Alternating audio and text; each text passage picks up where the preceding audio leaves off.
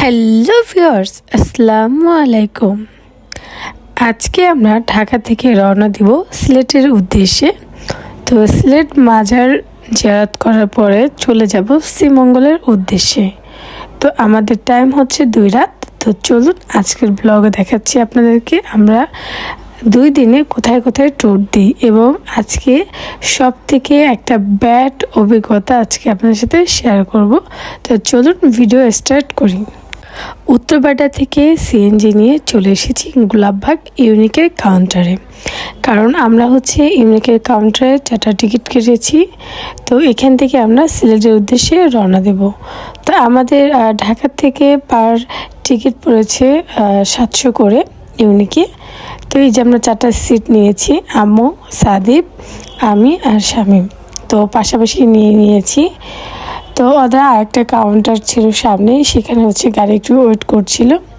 তো রওনা দিয়েছি আমরা একদম। এখন রাত প্রায় 1:00+ বাজে। এখানে একটা রেস্টুরেন্ট থেমেছে জাস্ট ফর 20 মিনিট রেস্টের টাইম। তো এটা প্রায় কুমিল্লার কাছাকাছি মেবি। তো চলুন দেখি এখানে কি কি পাওয়া যায়। তো এখানে দেখলাম অনেক ধরনের আচার পাওয়া যাচ্ছে, বিভিন্ন টাইপের আমসত্ত্ব, জলপাই টক এবং দই এবং নানা ধরনের মিষ্টি এবং ছানা পাওয়া যাচ্ছে। এবং এখানে দেখুন অনেক টাইপের দই রয়েছে আর অনেক ফাস্টফুড ও বার্গার টার্গার এগুলোও রয়েছে এবং ফ্রেশ কেক রয়েছে, গরম গরম কেক ভেজে উঠাচ্ছিল। এবং ক্যাফেটা খুব বড়। দেখুন এই সাইডে ছিল শুকনো খাবার, বিস্কিট, চিপস এগুলো। তো আমাদের হোটেলের জন্য আমরা বুকিং দিয়েছিলাম। তো এখানে আমরা ওয়েট করছি, আমাদের রুমটা ক্লিন হচ্ছে। আমরা সিলেটে আসার পথে অনেক হ্যাসেল সহ্য করেছি। করার পরে অবশেষে হোটেল এসেছি। রিসেপশনে ওয়েট করার পরে অবশেষে আমাদের রুম দিয়েছে সার্ভিস করে, মশারি স্প্রে দিয়ে। এটা আমাদের বেডরুমটা ছিল।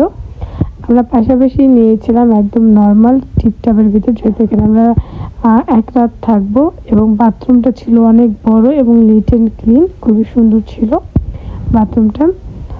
তো পাশে আমাদের রুমটা দেখাবো এখন, চলুন। পাশাপাশি ছিল অলমোস্ট সেম। এটা আমাদের বেডরুমটা ছিল, এটাও খুব সুন্দর, নিট অ্যান্ড ক্লিন ছিল, একদম ঠিকঠাক। 6 চুটের ভিতর টিভি, এসি সবই ছিল মোটামুটি। এবং বাথরুমটাও খুব ক্লিন ছিল, বড় ছিল, এটাও খুব সুন্দর ছিল। তো অনেক ক্ষুধা লেগেছে, সারাদিন একদম না খাওয়া। রাত্রে গাড়িতে উঠেছি এবং সারা রাত গাড়িতে, যেখানে আমাদের বোর্ড 6টার সময় নামার কথা ছিল, সেখানে সারাদিন আমরা গাড়িতে ছিলাম। সন্ধ্যা 6টায় এসে আমরা নেমেছি। সিলেটের রাস্তায় যাওয়ার পথে একটু রাস্তায় ঝামেলা ছিল, বা গাড়ি উল্টাপাল্টা ঢুকেছে, বা কিছু একটা কারণে আর কি এই ঝামেলাটা হয়েছে, যেখানে আমরা সারাদিনই না খাওয়া এই অবস্থা। সেই রাত 10টায় গাড়িতে উঠেছি। পরের দিন সারাদিন গাড়িতে, সারা রাত গাড়িতে, এবং সন্ধ্যার সময় আমরা সিলেটে এসে পৌঁছেছি। মানে খুবই খারাপ অবস্থা সবার। তাই আগেই হোটেলে গিয়ে ফ্রেশ হয়ে খাবার খেয়ে নিলাম সারাদিন পরে। দেন এখন একটু ঘুরতে বের হচ্ছি, কারণ মাজারের সামনে আমাদের হোটেলটা ছিল। এখান থেকে আম্মু একটু কিছু টুকটাক কেনাকাটি করছিল, সাদমানো খেলা ঠেলা দেখছিল, আম্মু একটু তসবি নিচ্ছিল। তো আমরা যেহেতু আমাদের পুরো দিনটাই আজকে খাবার হয়ে গিয়েছে, আমাদের প্ল্যানিং ছিল যে আজকে ভোরে যখন নামবো তো হোটেলে উঠে ফ্রেশ হয়ে সারাদিন আজকে আমরা সিলেট ঘুরবো। তারপরে রাত্রে হোটেলে থেকে পরের দিন সকালে শ্রীমঙ্গলের উদ্দেশ্যে রওনা দিব। তো যেহেতু আমাদের রাস্তার জ্যামজটের কারণে বা আমাদের গাড়িতে লেট করে এসেছে, তো আমাদের প্ল্যানিং সবই নষ্ট হয়ে গিয়েছে। তো এই খাবার দাবার শেষ করার পর সবাই একটু চাটা খাওয়ার পর একটু ফ্রেশ ফিল করছিল, তাই একটু কেনাকাটি করতে যাচ্ছি। এখানে মাজারের সামনে অনেক দোকানপাট রয়েছে, ওখান থেকে সুন্দর সুন্দর করে কেনাকাটা করছিলাম। আর এই শপিসটা দেখুন কতটা সুন্দর, একটা মসজিদ এবং কাবা, খুবই ভালো লাগছিল। এবং এখানে অনেক সুন্দর সুন্দর শপিস, ইউনিক জিনিস রয়েছিল, সেগুলোই দেখছিলাম। অনেক কাঠ ছিল, তো কাঠের ছিল, আবার চাচের ছিল, আর অনেক টাইপের আতর ছিল। তো সাদিব আতর নিবে, দেওয়ার জন্য একটু আতর দেখছিলাম। দেখুন সাদমান একটা টুপি কিনে নিয়েছে, মাশাআল্লাহ অনেক কিউট লাগছে। আমরা এখন মাজারের ভিতর যাব, তাই একটু তবারে কিনে নিয়েছি যে মাজারটাকে জিয়ারত করে নিয়ে আসি। আপনারা জানেন যে আম্মু একটু অসুস্থ, তো আম্মু কখনোই ওইভাবে কোথাও যাওয়ার সুযোগ হয়নি সংসারের চাপে বা সংসারের মায়ে। তো যেহেতু ঢাকায় এসেছে সে অসুস্থ ডক্টর দেখানোর জন্য, তাই তাকে একটু তার অনেক শখ ছিল যে সে সিলেট মাজারে যাবে। আবার আমার ছোটো ভাইটা কয়েকদিন আগে লিবিয়া থেকে এসেছে অনেক জাফা খাবার ভেতর দিয়ে, তাই চিন্তা করলাম তো সবাই মিলে একটু মাজার ঘুরে আসি। এই যে হচ্ছে ছোটো ভাই, এটা আম্মু। তো সবাই চলে এসেছি শাহজালাল মাজারে। তো এখানে তবারেক নিয়ে এসেছি, সেগুলো মাজার জিয়ারত করে আমরা চলে গিয়েছি 7 রঙের চা খাওয়ার জন্য। সিলেট এসেছি আর 7 রঙের চা খাবো না তা কি হয়? সারা রাত জার্নি, সারাদিন জার্নি, তারপর এখনও জার্নি করেই যাচ্ছি। তো আমি ক্যাফের সামনে এসে অসুস্থ হয়ে পড়েছিলাম প্রচুর বমি টমি করে। তো এখন মোটামুটি আলহামদুলিল্লাহ একটু সুস্থ আছি, তাই চলে গেলাম হচ্ছে চা খাওয়ার জন্য। সারা জীবন শুনেছি 7 রঙের চা, তো আজকে টেস্ট করে দেখবো আসলে 7 রঙের চা কেমন হয়। তো অবশেষে আমাদের 7 রঙের চা চলে এসেছে, স্পেশালি চা, যেটা আসলে অনেস্টলি বলতে গেলে আমি কোনো রকম স্বাদ পাইনি, আমার কাছে একটুও ভালো লাগেনি। তো এখানে চা খাওয়ার পর চলে গেলাম হচ্ছে শাহপুরান মাজারে। তো আমি প্রথম শাহপুরান মাজারে এসেছি, আগে পরে আসিনি। আর মাজারে তো উপরে হচ্ছে মহিলাদের জিয়ারত করতে দেয় না, মহিলাদের জন্য আলাদা নামাজের ঘর থাকে। তো তাই শামীম আর সাদিব হচ্ছে চলে গেছে মাজারের উপরে, আর সাদমান টুকটুক করে দেখছিল। তো সব মিলে হচ্ছে ওরা জিয়ারত করতে যাচ্ছে, আমরা হচ্ছে নিচে অপেক্ষা করছি। যেহেতু আম্মু ওরা একটু মাজার পছন্দ, তাই চেষ্টা করেছি যে তাকে একটু আশপাশে যত মাজারগুলো আছে সেখানে একটু জিয়ারত করানোর জন্য। যেহেতু আমরা সকালে আবার শ্রীমঙ্গলের উদ্দেশ্যে রওনা দিব, আমরা সিলেটে বেশি সময় নষ্ট করব না, কারণ এখানে ওইভাবে কিছু নাই। আমরা সাদা পাথর বলেন, তারপরে ওগুলো আমরা দেখেছি। তো সকালে চলে আসলাম হচ্ছে ক্যাফের, আমরা যেই রিসোর্টে ছিলাম বা রেস্টুরেন্টে, ওইখান থেকে সকালে বাফেটে আমাদের নাস্তা ছিল। তাই সকালে চলে এসেছি বাফেটে নাস্তা করার জন্য। তো এখানে যা যা আইটেম ছিল, খিচুড়ি, ডিম ভাজা, ডাল দিয়ে হচ্ছে কলিজা, পরোটা, সবজি, তারপরে চা, তারপরে ছিল ফিরনি। তো সব মিলিয়ে অনেক সব কিছু ভালো ছিল, সুজিও ছিল। এটা সাদমানের জন্য নিয়েছিলাম, এটা সাদমানের নানু, পাপা আর সাদিব নিয়েছে। তো আমি খিচুড়ির আগে সাদমানকে খাইয়ে পরে আমি নিজের জন্য নিব। তো ওদের খাবারটাও খুবই ভালো ছিল এবং খুব মজা ছিল, সবাই খুব মজা এবং তৃপ্তি করে খেয়েছিলাম। খাবারের কোয়ালিটি, গুণ সবই ভালো ছিল। এটা হচ্ছে বাফেটের এরিয়া, এখানে যারা থাকে তাদের জন্য মানে মর্নিং হচ্ছে বাফেট, লাঞ্চ সবই ছিল। যেহেতু আমরা এখন চেক আউট করে দিব, চলে যাব, তাই আর লাঞ্চটা দেখানো হয়নি। তো চলে এসেছি আমরা বাস স্ট্যান্ডে শ্রীমঙ্গলের। তো সিলেট মেন শহর থেকে আমরা চলে যাব শ্রীমঙ্গলে। এখান থেকে আমরা পার টিকিট আছে 220 টাকা করে। তো দেখুন কত বড় বাস স্টপ, একদম মনে হচ্ছে বাহিরের মতো মনে হচ্ছে, যে আমি যে বাংলাদেশের ভিতরে আছি সেটা মনে হচ্ছে না। তো আমাদের বাসে আমরা টিকিট কাটা কমপ্লিট, এখন আমরা উঠে পড়ছি। দেখুন তো আজ সিটগুলোও বড় বড় ছিল, ভালোই। তো এখান থেকে সিলেট থেকে আমাদের শ্রীমঙ্গল যেতে প্রায় 2 থেকে আড়াই ঘন্টার মতো লাগবে। এখন অলমোস্ট 10টা বাজে। তো আমাদের শ্রীমঙ্গল পৌঁছতে 12টা বেজে যাবে। তো 12টার থেকে আমরা সন্ধ্যা 7টা 8টা পর্যন্ত ঘুরবো, দেন হচ্ছে ঢাকার উদ্দেশ্যে আমরা রওনা দিব। তো ফার্স্টে আমরা প্ল্যানিং করেছিলাম যে আগে শ্রীমঙ্গল যাওয়ার পরে একটা সিএনজি রিজার্ভ করে আমরা সারাদিন ঘুরবো, দেন হচ্ছে ঢাকার বাস পেলে চলে যাব, নাহলে শ্রীমঙ্গল থেকে যাব।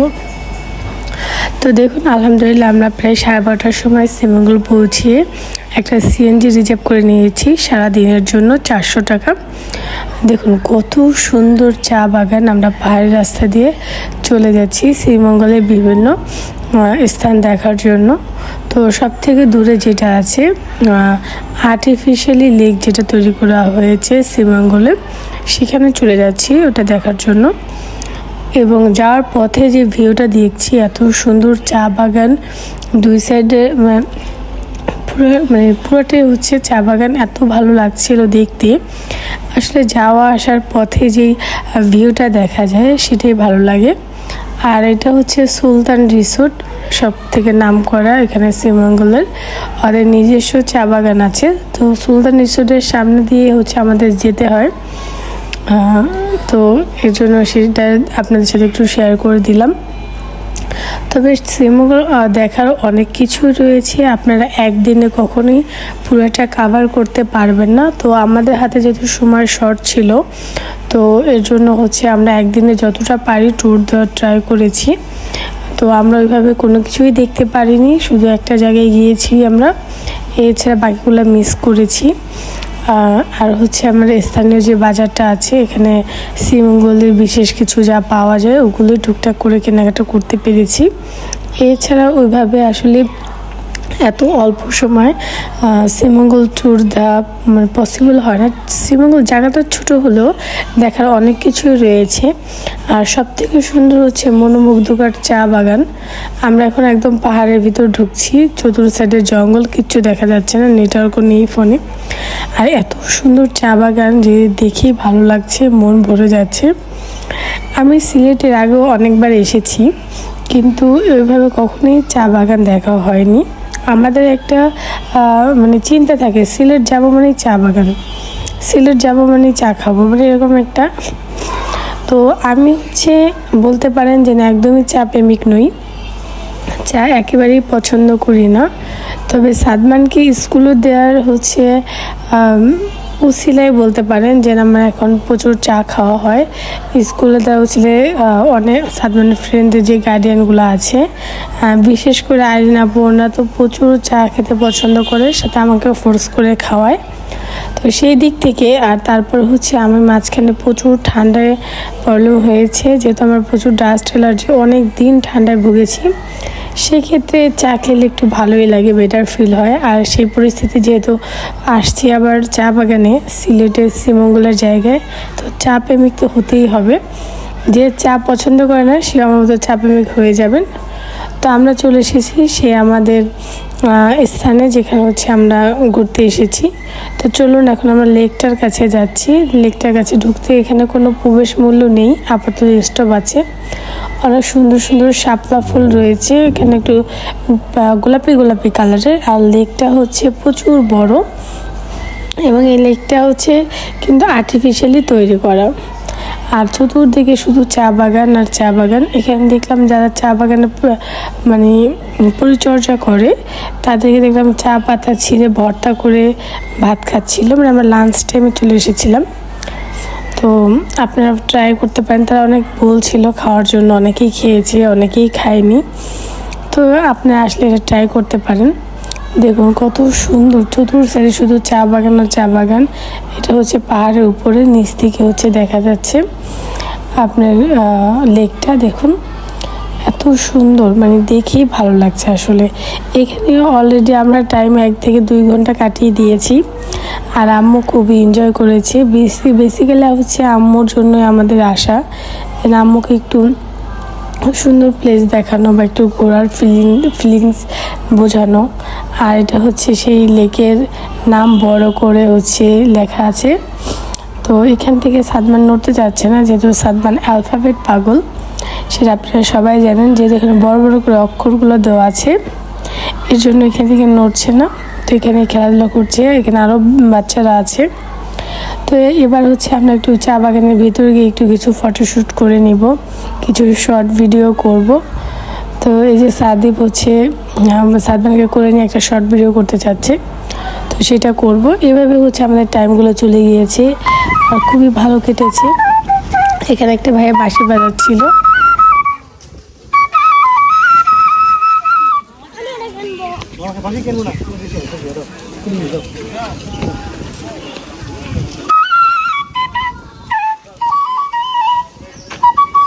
আসলে এখানে এত সুন্দর পরিবেশ আর তার সাথে বাঁশি, মানে খুব দুর্দান্ত লাগছিল। এই যে সেই বিশেষ ভর্তাটা।